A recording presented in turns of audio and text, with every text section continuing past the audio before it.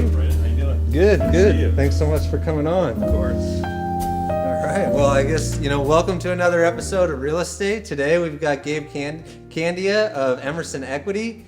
Really kind of my secret weapon with for listing agents, and also, an expert in 1031s and DSTs. So thanks again for coming on. Thanks for having me.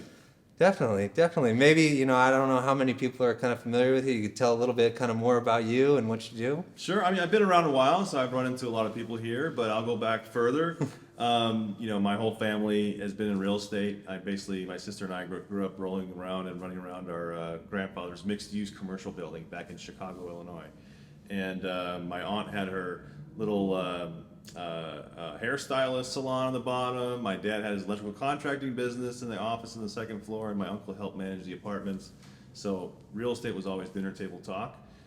So it was just kind of ingrained in me early on. And then I moved out here about 15 years ago and went straight into property management. Wanted to learn the lay of the land and figure out how to do operations of investment real estate, rental properties, and quickly moved on to apartment building sales. The funny thing about that was that I had a mentor who said, "Hey, we're coastal apartment brokers." And I said, "Okay, that sounds great to me. Coastal sounds like a nice place, right?" I learned very quickly, in hindsight, it's the worst place to be a broker. Okay. Because no one ever sells their beach apartments. Oh. But what it did was it allowed me to get, actually, all this is a story about how I came to what I'm doing now. It's based on the accumulation of all my roles and the experience that came with it. And so back then, I would call these apartment owners and I'd say, "Hey, your value's gone up. There was this sale over there and that comp over there. Have you thought about selling?" And they'd say, "Gabe, I get it. It's the property has gone up. I've made money. It's fantastic. However, if I sold, I'd have two problems. One is going to be I have to pay the taxes, a lot of them, and where am I going to reinvest?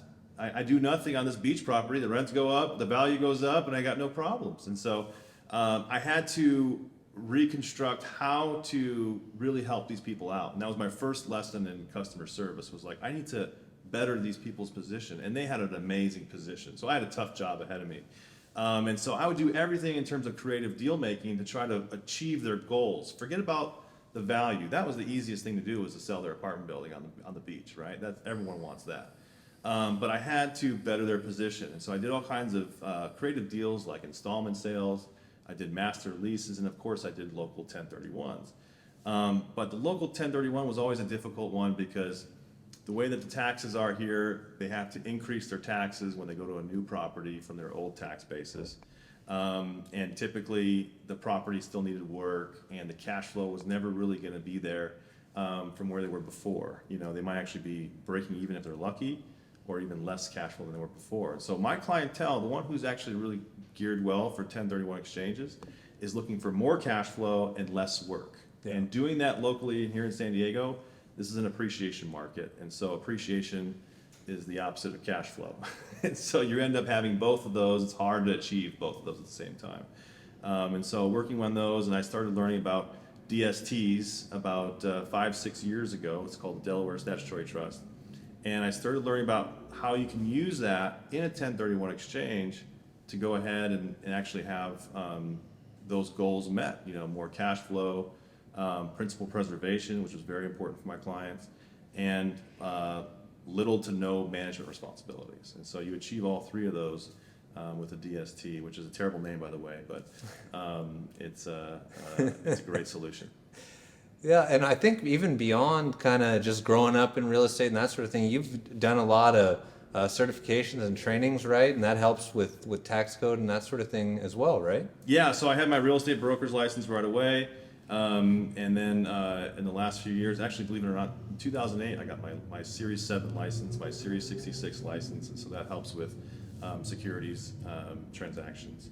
And I renewed it recently as well in the last few years. So it certainly is helpful to have all those tools available to really help somebody with their investment portfolio, whether it's going to be traditional real estate or securitized real estate. Yeah, and you are one of those people that kind of speaks a different language. So maybe if you can break down just on a really high level what a 1031 is, Sure. Or maybe you can move into the Absolutely. DSTs. Very simply, a 1031 exchange is coming from Section 1031 of the IRS Code. It's got its own section. It's fantastic. It's been around for over 100 years in one way or another. And what it allows you to do is allows you to sell one property, buy another property, and transfer all your profits into that new property without paying any tax. And that's a huge benefit. You can't sell a stock for a profit and not pay the tax. You can't sell bonds for a profit and not pay the tax. You can't sell cryptocurrency and not pay the tax. Real estate has that ability to do that, which is really fantastic. So it's the main goal of a 1031 exchange is tax deferral. You move those taxes forward, you continue to get your cash flow off of the 100% of the appreciation.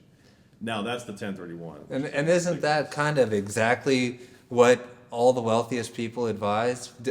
Delay, delay, delay, and die. Right? Defer, die, yeah. or swap till you drop. Yeah, there you go.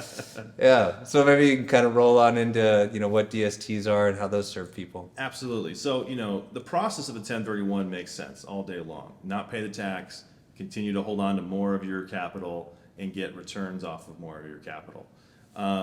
That's the easiest way. The hardest part of a 1031 exchange, it's an equation, right? The hardest part is the last part, which is your replacement property. What are you going to buy next? And once again, if you're trying to stay local here in San Diego, it's very tough to find something that cash flows. And so DSTs provide that option of going into other markets that are more cash flow markets, other asset classes, such as, you can do multifamily, industrial, self-storage, senior living, student housing, manufactured housing, the list goes on. It's really impressive, the asset classes that you have access to. And there's different sponsors throughout that all have different types of track records that are very helpful too, and also different states. And so some states have no state income tax, some do, some have low ones. So all of that comes into, all those variables come into an area where you can just build a portfolio of assets. I call it a mutual fund of real estate that you can build out of your 1031 exchange. And all of these DSTs have a minimum that's pretty low. Most of them are about $100,000 minimum. So on $1 million exchange, I might have someone go into 3, 4, 5 different DSTs and really diversify and preserve that principal. And that's the benefit of it too, is that it's diversification. It's not just finding new property to get. It's not replacing the debt.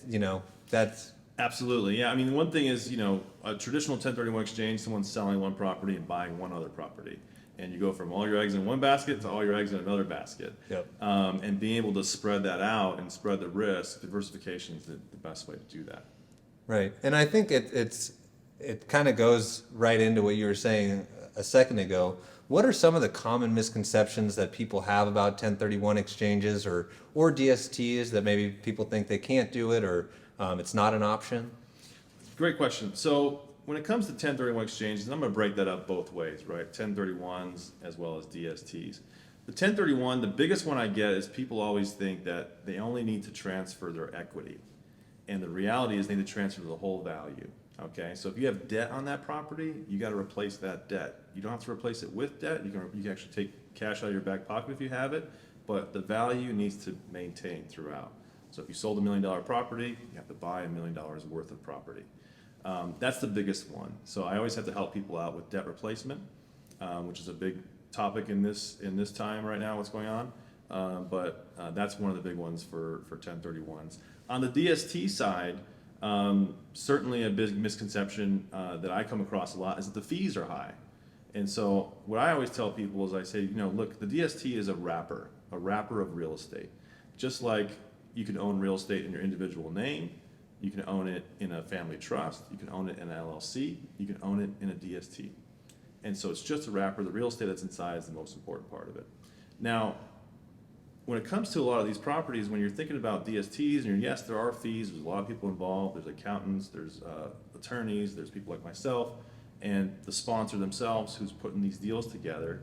I like to do the analogy of, you found a perfect house that a home builder built for you, right? Mm-hmm. And you've seen the whole market, and you're saying, this house is amazing, the price is where it needs to be, I want to buy this house. Are you interviewing the plumber to see how much they got paid, the roofer who they got paid? Basically, the home builder put all those things together and built a product. And when it comes to DSTs, the cash flow is typically superior to what a lot of people are seeing. With the amount of inventory we're seeing is very low. The cash flow is there, diversification is there, the principal preservation is there, and then the little to no management is there. And so you're hitting all these marks. And so, yeah, there are fees like you can imagine, but at the end of the day, it still is the best option. Yeah. Something I just ran into one of these, and by the grace of God, it closed. But it was one of the more nerve-wracking deals I've done because I just don't run into it that often. Do you see reverse 1031 exchanges at all, and kind of can give some guidance on that? Sure, it's rare, and for good reason it's rare, but I am seeing it more often because of the market that we're in. And so there's actually multiple types of exchanges, but the traditional one is a forward exchange. Very simply, you sell your property and you go out and buy another property in that order. The reverse exchange, as you might imagine, is that you actually buy your property first and then sell your other property later. Now, it's a fantastic way to go if you have the means to do it.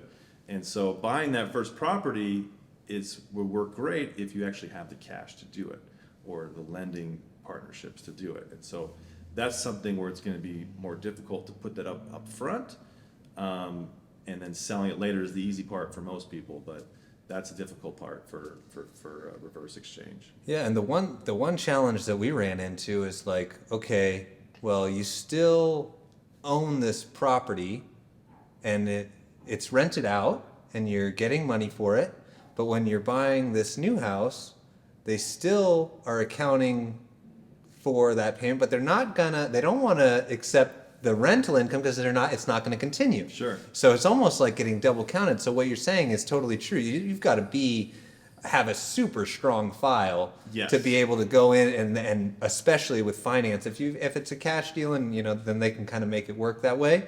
But financing wise, I just literally as soon as it closed, I said, if anybody asks if I do reverse 1031s, the answer is no. And I can see that. I can absolutely see that. I think it's financing wise, I can only imagine how difficult that would be, really. I mean, I think it comes down to cash is easy, but financing, there's also another element, is that I'm not a qualified intermediary. I get confused with one all the time. But the qualified intermediary in an exchange is the one who actually holds the money, kind of like another escrow. Right. And they hold that money while you're looking for that second property. Well, in a reverse, they actually have to buy that property. And you might give them the money to buy that property, but when you involve a lender, who you're not the actual owner, the qualified intermediary is the owner, that throws a whole nother wrench into it, and typically fees go up quite significantly for reverses. Yeah, and what's cool about you having this, I guess I would call it a niche, right? Oh, yeah, absolutely, In what you do, although it's pretty not vague, but a vast amount of people can take advantage of it. I think people know, especially in the real estate industry, people know 1031 exchange. Some people might know what DSTs are, but one of the things that's nice about you is, and why I kind of try to introduce you to as many people as possible, is because I'm basically adding value through you, in the sense that some of those objections that you had mentioned before, right? Hey, I don't want to sell this place because I don't want to pay capital gains. I don't want to sell this place because I don't want to have an active involvement in another property, that sort of thing. You're able to go side by side with a real estate agent and say, actually, we've got a way around that, and then the clients help. They're able to sell a property that they really don't want anymore. The realtors help. They're able to get a listing out of it, and you're able to do what you do. There's so many ways it could be a win-win, and yeah, I'm a lifelong learner. I just love to find niche problems and solve them. And so, like I said, I kind of brought all my experience into this role that I learned about recently. To be honest, DSTs was a $1 billion market about 5 years ago. Last year was a banner year at $10 billion. And so it's growing, and it's growing for good reason. It's actually building a lot of value for people. And so what I do most of all is what I'm doing right now. I'm educating people on, first of all, the 1031, which a lot of people have some familiarity with it. Some have probably done one or two in the past, and some of them are probably very focused on it. But at the end of the day, there's a lot of rules and guidelines that come with them. And so I'm always available to help with those, and any questions about, hey, how do you achieve this without getting tripped up and getting an audit? I'm certainly always there to help in those scenarios, but yeah, having that niche is really fantastic for me. I just love it. I've always been an investment real estate fanatic and professional, and just really loving how I can help people achieve these goals. And working with realtors is really great, because what I can do is I can, first of all, help them with broadening their scope of what they can work with. Even if it's a realtor who focuses on homes, every single realtor I know has a client that has an investment property. Yeah. Could be a condo, could be a house, could be a duplex, could be a fourplex. Now you get to go to that client and say, listen, I know what your problem's been the whole time. This is why you've held on to this property for 10, 20, 30 years, because you don't have anything else to buy. And you're not exactly interested with what's going on locally. Here, check this out. And you can call me ahead of time, and it's all confidential. I can do it on a confidential basis. I can build a sample portfolio for the client. Let me know what their interest might be, what the level of equity and debt is going to be on the property. I can build a sample portfolio just for you to bring to the listing appointment and say, hey, have you thought about this? Would you like to have an appointment and kind of go over what the next step would look like? Because it's a scary proposition. I mean, what happens with the 1031 is that there is a 45-day identification window. So you close on your down leg property, you have 45 days to identify the next properties that you're planning on buying. And most people use the 3-property rule. You're lucky in this market if you find 1 property, let alone 2. And so you can use DSTs as your third or second option. You can also use it for boot if you have any money left over. So let's say you're a realtor that helped out your client sell $1 million property. You found the perfect property in the same area that they want to be in. Only problem is it costs $800,000, and so you gotta pick up that extra $200,000. You're not going to buy anything local with $200,000. Might as well put that into an exchange. You completed the exchange. You're 100% tax efficient. And that's a win-win-win for everybody. So I'm always available to help and put that extra tool in your toolbox. Yeah, and you mentioned too, for people that are in that situation, right? You're basically taking them from a position where they're kind of trapped in their property. They don't see another option. And the thing that I love the most is that you were saying, hey, you can take this sample portfolio, put all this work in for you ahead of time, so you can take this on a listing appointment. Listings are few and far between too. So the value that is to a realtor to put that in a listing, it's the same thing that we do when we say, hey, look, if you're going to go out on a listing appointment, let me put together a presentation for you that can show them how you'll cover an appraisal gap, how you're going to counter a lowball offer, how you'll deal with improving purchasing power. Because in the same way that I give this to them, knowing that it's going to set them apart, if they go in with what you have, it's really like, what other listing agent went in there and said that? They all went in there, said they're going to market the property. They're all said they're going to run Facebook ads. They're going to have huge open houses, whatever. This is something that really sets them apart. Absolutely. Going back to my days as a coastal apartment broker, PB was my area. Pacific Beach, La Jolla, Ocean Beach, Point Loma. And everyone's really upset about inventory right now. I've always had terrible inventory. For 15 years, it's been terrible inventory. PB, I think, was 10 to 12 apartment sales a year. And we did like 30 to 40% of that, which was pretty good. But at the end of the day, I had to come to somebody with some real solutions. I found out through conversations with so many of these rental property owners. It's a different category, right, than a home seller. A rental property owner. And I'd figure out with them, I'd say, listen, what is the real problem here? And I figured it out. Selling their property creates the problem. Yeah. That's really what happens. And so you need to have a solution immediately ready to propose. The money, it sounds like it's all about the dollar bills. It comes down to, what is my next step? Most of the people I talk to are all about building a legacy. They're thinking about their heirs. They've already built up their nest egg. They might have had this property for 10, 20, 30 years. They've built it to a level that they feel very comfortable. They want to make sure it stays at that level. They make sure they want to get a nice income while they're in retirement. They might be on a lot of fixed income. You start talking in that language, you're really going to do a lot of business with some of these people. It's not about, I'm going to help you get 10% more. It's secondary. It sounds like it's counterintuitive, but it is. Something else that I should go back to like 2 steps ago when you said, you've got 45 days to do this. That, I think, is a main challenge in 1031 exchanges as well, is time constraints. You've got to find a replacement property within X period of time. You got to close on that property within the next period of time. One of the great things that you offer in a solution is turn times, right? Like, even if somebody has been in a 1031 for a while and can't find a property, they could still go to you and you could probably put something together for them. I've done it in 24 hours or less. I prefer at least a week, but you can definitely give me a call in the last moment and say, hey, look, we're on the 43rd day. What kind of options do you have? It puts me in a tough spot, but I can get it done. Preferably, we're talking ahead of time. Remember this, when I talk to people about DSTs and 1031s, I want them to remember 4 ways that they can strategize how they're going to be able to do some business. One is the client. If they're looking for a diversified, passive income stream, we can build that portfolio, and that's going to be their primary target in their 1031 exchange, a portfolio of DSTs. However, some people want to own locally, and that's fine, and I encourage that. If you're looking to do it all over again, not reinvent the wheel, and go, I love San Diego real estate. I'm a huge fan of San Diego real estate. Once again, it's all about the client. What are they trying to achieve? And so if you're out there hustling for that next property, and if you haven't closed by that 45th day, which is a very tight timeline for closing, then you still have risk that it might not close. There's a million reasons why it might not close.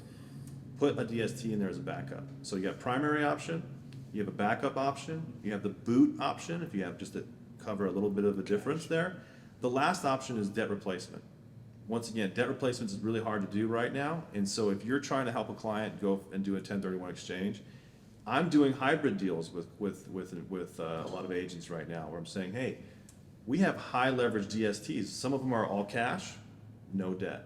Some of them have moderate debt, 30 to 40%, nothing that's going to affect the economics, but it still has that debt that you can attach on your IRS form saying I have debt. Some are as high as 85% loan to value. That's an Amazon facility, right? So it's something that's going to be very high leverage. It's purpose built for replacing debt. Okay, I would never use that in a scenario that I didn't want to replace debt with it. However, if someone has debt in their exchange, you can piecemeal it. I can replace their debt with a DST. You can go out and buy a property all cash with your client. Yeah. That changes things a bit. And so all of a sudden you start working on different strategies of how to do these things. It can be a big benefit. And like I said, I cooperate with the agent and the client to really achieve those goals. At the end of the day, I want everybody to have a really smooth, successful 1031 with or without my services. I want to make sure that they complete their exchange. Yeah. And there's just not that many people that can help with it. There's not a whole lot of people that are experienced in it. There's, DSTs I think is starting to be a little bit more of a buzzword that people, like you said, not necessarily that they know it, but they're familiar with it. Right. Interestingly, in you doing the 1031s and DSTs, you're not really dealing necessarily with a lot of single family homes or even like 2 to 4 unit properties, right? You deal a lot with. It goes in both directions. I mean, there's certainly someone who's selling a condo could be in a good position for a 1031 into a DST or a fourplex or a major industrial property. I've dealt with all of those types of clients. And when it comes to DSTs, once again, I give a little background on Delaware Statutory Trusts. Terrible name. The reason why it's so special and why it's becoming more popular is that there are other types of syndicated investments, all right? There are real estate investment trusts, REITs, public and private REITs. There are real estate funds. There are limited partnerships that are put together, all types of private deals. All of those you cannot 1031 into. In fact, a lot of these big REITs, Blackstone and such, they get calls from property owners saying, how do I 1031 into your REIT? They want to go that passive route. They want to be with a big REIT. The answer is yes and no. You can actually do it in a 2-stage process. May not be the best choice for you, but you can do it a 2-stage process. But the reality is the DST is one of the only ones that you can actually, that the IRS considers 1031 eligible. Yeah. And so that's a big difference is why you can't go into a lot of syndicated investments. Otherwise, you got to go out and buy your own property, kick your own dirt, and manage your own tenants, toilets, trash, and all that. You're back to one of the two problems right now. Exactly. It's active income. Exactly, and then I might as well stick with the devil I know, and I know what's behind my walls. I know my tenants, and therefore you're not doing any transactions. You're saying, I'll hold on to this one. But at the end of the day, there are better solutions. Well, things have changed a whole lot, obviously residentially as well. But on the commercial side, have you seen any kind of trends or things that are different now or that you foresee changing moving forward? Absolutely, and we track, commercial, the trends of commercial nationwide, and we like to track certain regions and what's going on there. But to keep it local, I'm listening to the people I'm working with who are selling mostly San Diego properties, and they're fed up. I mean, like I said before, all the 2010s, I was doing business in an environment where there was no problems. Like I said, they didn't do anything to their property, and the rent went up. They didn't do anything, and the value went up. The interest rates were fantastic, so they can pull money out whenever they wanted to. It was glory days for sure. Now all of a sudden you've got eviction moratoriums. I've seen so many people affected by that, and it's been terrible because you know what? The utility bill doesn't go away, taxes don't go away, the sewer bill doesn't go away, and your mortgage bill doesn't go away. But your revenue might have just gone away, and that's pretty scary for a lot of people. The new tenant laws are definitely having effect on a lot of people too. Rent increases are being limited, so although your costs can be going up exponentially, your rent increase can only go up a certain amount. So all of a sudden, this is starting to affect people to say, okay, this is becoming more difficult to manage these properties now, and so do I want to go to a more landlord-friendly state? Have someone else manage it professionally, make sure it's all buttoned up on the laws and regulations. And so that's something that's pretty important to keep track of right now in terms of rental properties in San Diego. This is kind of out of the blue, but I just thought about it when you were talking about that. So many people got into real estate as like Airbnb kings. I'm not sure if you saw a lot of people 1031ing into properties that they were then planning to Airbnb, and with all the changes that I've seen happening with Airbnb specifically, I'm wondering how many of those people are going to have to sell that property and figure out what to do with, capital gains. And I think especially for realtors that are out there talking to people, maybe even people that they helped buy a property that they were planning to make an Airbnb, that are now going to need to find a solution. Absolutely. No, Airbnb in San Diego has been fantastic, right? But if you're not hitting your mark and you did your analysis on what you thought you can achieve on your exchange, or as just as an investment, and it's not hitting the mark, especially if you've got a mortgage that's not going to cover a long-term rental. That's what I've seen most of anything. And that's pretty common. If These things don't pencil without it being an Airbnb. If it doesn't pencil as a long-term rental, then you're in big trouble. And so hopefully it's performing, but if it isn't, you probably have to consider to try to get your equity out of there. Yeah, but all this happened though, and people were snapping these properties up right when, 2 years ago, 3 years ago, the equity they've grown, they're going to have problems, capital gains wise, So I think that's an interesting pocket of the market to watch too. And I've seen so many realtors just from, being friends with them and stuff posting, hey, this person did this and it has an Airbnb. Or I see people posting their, host testimonials or whatever, right? And so I think that is a big group that, especially if, some cities just say, hey, look, there's no Airbnb here, and they can't turn around and rent the place out for even the same as what their mortgage is, they're going to have to do something with that property and have to get over that hump. Yeah, you've got a lot of regulatory risk with Airbnbs. Any one of these cities can just turn off the spigot on allowing that.